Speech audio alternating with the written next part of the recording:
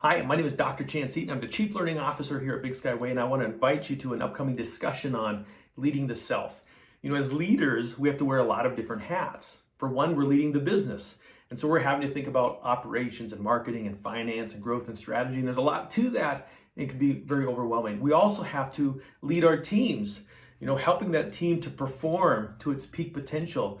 And there's a lot of different psychology and a lot of different situations at play. Very stressful. We also have to lead our culture. We don't want siloing and politicking and turf wars and gossip. We have to lead and build a religion in our organization that's cohesive for everyone. And so one of the most overlooked aspects of leadership is learning how to lead yourself. So in our discussion, we're going to be talking about why we stay stuck, why change is hard for us as individuals. We are born with a survival mind. That's just the truth of the matter. And we crave that familiarity of our past. We love that predictability of our future, keeping us stuck. And a lot of us become addicted to a life that we don't even like.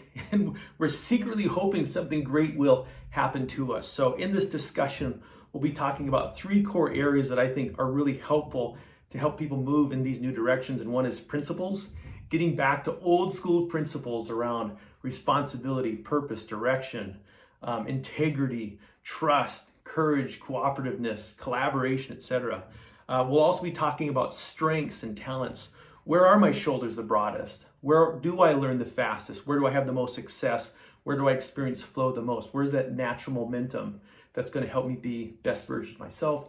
And thirdly, learning about mindfulness, meditation, and learning how to get into a state of psychophysiological coherence where I create synchronization in my system, mind, body, and I can change how I perceive the world, how I feel about the world, how I react, and how I behave, right? And so that's all part of self-regulation. So those are the three big tools.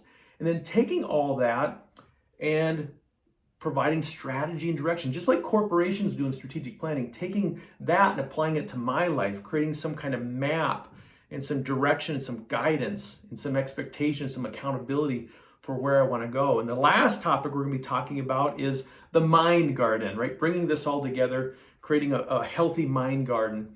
And the crops that we grow in our mind garden are the things that we want to experience more of, right? And we're going to use principles and strengths and meditation to help us become more familiar and comfortable with those new realities. And as far as the weeds in our mind garden, those subconscious blocks and obstacles and resistance, we're again going to use principles, strengths, and mindfulness and meditation to help us eliminate that stress response, disrupt the stress response as we're trying to build a healthy garden. So this is all about just helping us to live our life on purpose. And when we can lead ourselves better, it's easy for us to lead our businesses, our teams, and our culture. And so I hope you can join us in our next discussion on leading self.